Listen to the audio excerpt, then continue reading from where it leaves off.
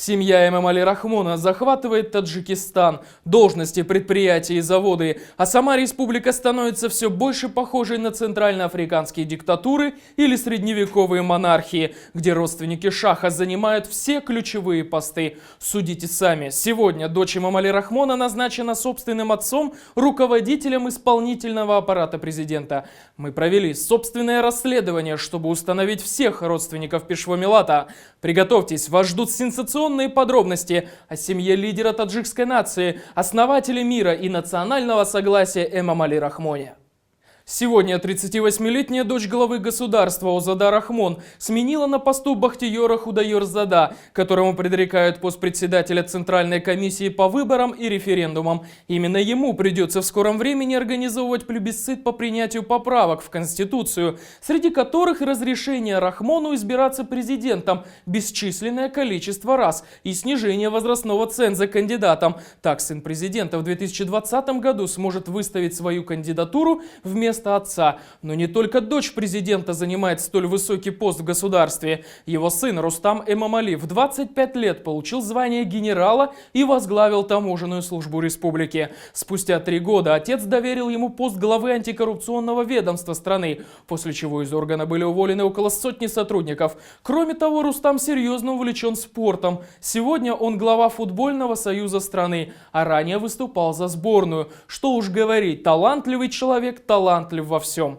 Всего же у Эмомали Рахмона 9 детей, 7 дочерей и 2 сына. Сам он, самый младший сын, еще учится в школе и пока на должности не претендует. И если другие дети президента сами постов не занимают, то их супруги весьма высокопоставленные лица. Так, например, муж Азады Рахмон Джамаледдин Нуралиев занимает пост первого заместителя главы Национального банка, ведомства, которое отвечает за курс Самани и все валютные операции в стране, так как с недавнего времени любой обмен долларов вне банков запрещен. Он тоже разносторонняя личность, награжден званием «Заслуженный работник физкультуры и спорта», ну и заодно грамотой «Почетный финансист». Дочь Рахмона Фируза вышла замуж за Мухаммадзаира Сахибова, который до 2008 года возглавлял товарно-сырьевую биржу Таджикистана. После был назначен директором всех государственных закупок.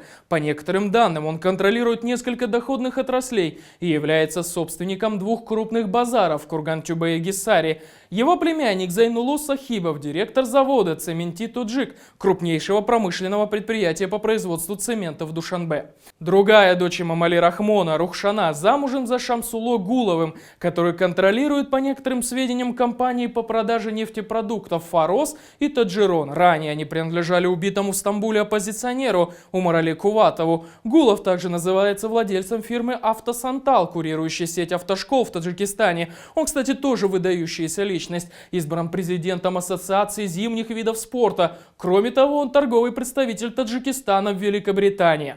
Еще одна дочь Рахмона, Зарина, вышла замуж за сына Бега Зухурова, начальника службы связи при правительстве. Глава службы связи не раз становился героем анекдотов в республике, особенно после того, как пытался заставить главу Фейсбука Марка Цукерберга заплатить налоги. Именно его ведомство принимает решение о блокировке социальных сетей и сайта YouTube в республике. Сейчас служба связи строит единый коммуникационный центр, через который будет проходить вся телефонная связь и интернет с возможностью тотального контроля. Еще одна дочь Эмомали Рахмона, Парвина, вышла замуж за Ашрафа Гулова, ныне генерального консула Таджикистана в России. И именно через него идут платежи за справки мигрантам и оформление утраченных паспортов. Кстати говоря, Ашраф Гулов – сын Гула Ширали, бывшего министра энергетики и промышленности Таджикистана и бывшего председателя Госкомитета по управлению госимуществом. Сейчас чиновник на пенсии, но запомнился многочисленными скандалами, когда его обвиняли в продажах электроэнергии в Афганистан и Пакистан, в то время как население получало свет по 3 часа в сутки. О еще 2 дочерях Эмомали Рахмона, Тахмине и Фарзоне, известно мало. Однако это не все родственники лидера нации, которые занимают большие посты. Брат жены Эмомали Рахмона, Хасан Садулаев, председатель правления одного из крупнейших банков Таджикистана, Орион банка, чистая прибыль которого в 2014 году составила более 4 миллионов долларов. К тому же он глава контролирующего фонда крупнейшего алюминиевого завода страны Талка. Капитал фонда еще 8 лет назад оценивался оценивался в $800 миллионов. И он тоже талантливый человек, имеет звание лучшего банкира страны за 2007 год. Другой брат жены президента Амирулло Садулоев был заместителем председателя главы электрохолдинга страны Барки Тоджик, но в прошлом году сам Рахмон его и уволил, однако позднее поставил мэром города Курган-Тюбе. В 2012 году был убит зять Рахмона, муж его сестры Халмумин Сафаров, который на момент смерти был директором государственного предприятия лесного хозяйства и охоты. Племянник Эмомали Рахмона Давлат Али Саидов назначен первым вице-премьером республики. До этого он занимал должность главы комитета по делам молодежи, спорту и туризма, был послом в Японии и главой комитета по инвестициям и управлению госимуществом. Еще один племянник Сирош Гулмуродов возглавил налоговую службу Хатлонской области. Конечно, вся эта информация не подтверждена официально властями и навряд ли когда-нибудь подтверждена будет. Впрочем, так же было и в соседнем Кыргызстане, где родственники Курманбека Бакиева также заняли ключевые посты. Окончилась это революцией, жертвами среди мирного населения и позорным бегством некогда почти всесильного президента. Но даже если 20% этой информации по Таджикистану правда, то становится понятно, почему у страны такие проблемы с экономикой, с промышленностью и свободами. О последствиях кумовства для Таджикистана мы поговорили с экспертами. Как в Кыргызстане, то, что вы привели пример насчет Бакиева, в Таджикистане подобное невозможно,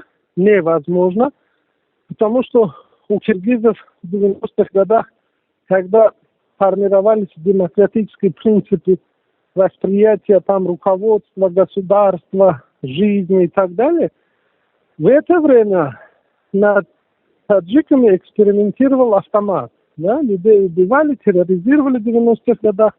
И, естественно, у народа такой своеобразный иммунитет появился, который больше говорит о самозащите, нежели о защите своих свобод, прав, интересов и так далее. Поэтому маловероятно, что в ближайшее время что-то будет наподобие там киргизских событий. Это раз. Но всякому терпению есть предел. Боюсь, что когда-нибудь взорвется. Да? И теперь к началу вопроса о непотизме, непосредственно непотизм. Я вижу в этих назначениях, то, что сейчас одна родня, там близкие к семье, люди назначаются, я вижу два очень негативных момента, которые они будут в народе вызывать неафишируемые сильные раздражения. Какие моменты? Первое. Эти назначения дают сигнал народу, что таджики, вы никуда не годные, вы ни на что не годитесь, среди вас нет достойных людей, чтобы мы их назначали на должности, поэтому мы назначаем только членов своей семьи. Кстати, подтверждение этих моих слов говорит и то, что почти все министра, все руководители ведомства Таджикистана в своих выступлениях по отчетному году говорили, что у нас не хватает специалистов, у нас нет специалистов.